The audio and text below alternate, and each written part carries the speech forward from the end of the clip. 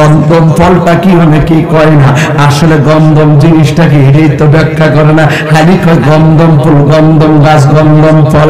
এই গন্ধম ফলটা দুনিয়ার মধ্যে আসেনি রে বাবা, থাকলে কোন দেশে আছে, রংটা কেমন এটা ওদি কয় না। তবে দেখি কি করা যায়। এবার বলতেছেন তোমরা যদি ওই গাছের কাছে যাইবা ওয়া ফাতাকুনা মিনাজ জালিমিন, তোমরা জালিমদের অন্তর্ভুক্ত হয়ে যাবে। হ্যাঁ, আল্লাহ যখন বলছে যাও না, এবার ইবলিস চাগলায়ান কয় হাওয়া এই গাছের ফল খাইলে আজীবন তোমরা জান্নাতি হয়ে যাইবা। এর লাগি আমার আল্লাহ হইলো তোমাদেরকে জান্নাত থেকে বাইরে করব। উল্টা একটা বুলেটিন মেরে দিয়েছে। এরপরে তো মহিলার কথা বলতে শব্দ, ওই হাওয়া ডাক দিয়ে কো স্বামী সব খাইতে কইল, এই গাছের ফল খাইতে আল্লাহ না করলো কেন? আদম আলাইহিস সালাম বুদ্ধিমান, সে বলতেছে না না, আল্লাহর অর্ডার অমান্য করা যাবে না, আল্লাহ যা বলছে তাই করতে হবে। এরপরে তো মহিলারা ডাক দিয়ে কো বুঝছি বুঝছি, আপনি সান্নাত আমরা দুইজন জান্নাতে থাকি, চলেন না একটু খাইয়া দেখি, আমরা নাকি খাইলে চিরদিন জান্নাতে থাকতে পারবো। এরপর স্বামীটারে গুছাইয়া গাছাইয়া বুঝাইয়া বুঝাইয়া লইয়া গেছে, লইয়া যাইয়া বলতেছে ঠিক আছে আপনি খান। এবার ইন দি মিন টাইমে মা হাওয়া আলাইহিস সালাম ওই ফলটা যখন মুখের মধ্যে দিয়েছেন, জান্নাতের জামাগুলো আপসাপ বডি থেকে পড়ে যাইতেছে।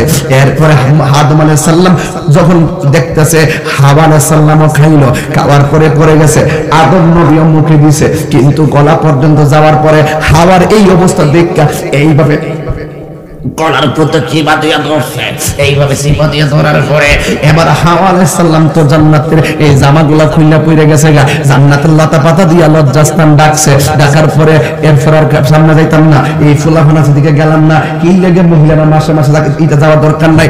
এক যুবক রে, এত গভীরে ঢুকতাম না, ছোট্ট ছোট্ট ফুলামন আছে ইতিহাসের মতন শিক্ষকরা বুঝাইব, কিন্তু আজ মাহফিলে কইলাম না। আদম আলাইহিস সালাম দেখলেন হাওয়া যখন পড়ে যেতেছে সব, ইন দি মিন টাইমে কলার মধ্যে যাওয়ার পরে দেখেন মহিলা কিন্তু ঠাস করে গিল্লা ফলাইছে, এই জন্য ড্রেস পরে যেতেছে, মহিলা ঠাস করে গিল্লা লাইছে আমার আম্মা, এই জন্য মার কন্ট্রোলালি নাই দুনিয়া আমার। এবার আদম আলাইহিস সালাতু ওয়াস সালাম ডাক দিয়া কে আল্লাহ আমার বন্ধু নবীর উসিলায় আমি আদম সৃষ্টি, তুমি সব সৃষ্টি করলা, ফেরেশতারা নবীর রূপ দেখবে, নবীর নূর দেখবে, আমি আদম দেখতাম না, এটা হতে পারে না। এবার নূরটারে আদম নবীর কপালের মধ্যে না লাগাইছে, এবার ফেরেশতারা সামনে এসে গেছে, আদম নবী ডাক দিয়ে আল্লাহ ফেরেশতারা দেখতেছে আমার কপালের মধ্যে নবীর নূর মোবারক, কিন্তু আমার চোখ দিয়ে তো কপালের তাল দেখি না। আপনারা বলেন তো দেখি, চোখ দিয়ে কি ভুল দেখা যায়? দেখা যায়?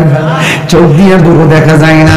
ও বন্ধু রে, ও বন্ধু আমার, একটা কথা মনে রাখবেন, হিন্দি মিনটাইমে আদম নবী আল্লাহরে ডাক দিয়ে খেলা, তোমার বন্ধুর উসিলায় তুমি আমার বানাইছো, পিছন দিক দিয়ে নবীর নূর দেখলাম না, সামনে কপালে লাগাইলা আমি দেখলাম না।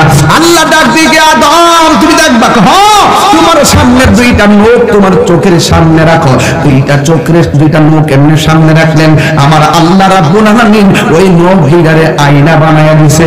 জোরে জোরে কি আল্লাহু আকবার জোরে বলা যাবে না?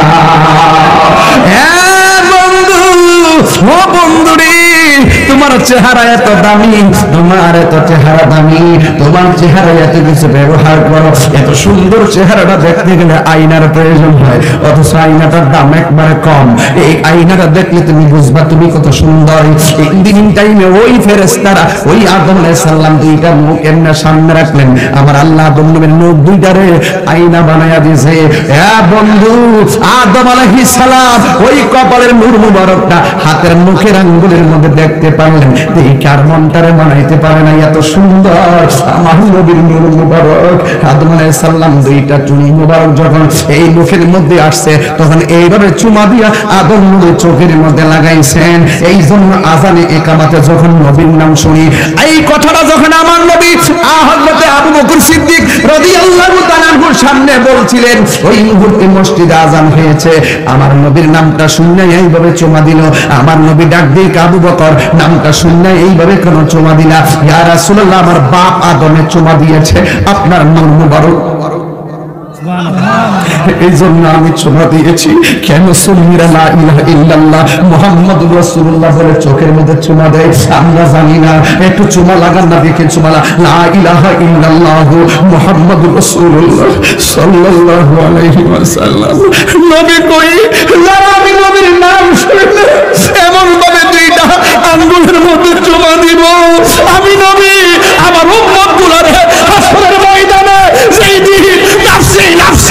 গাদি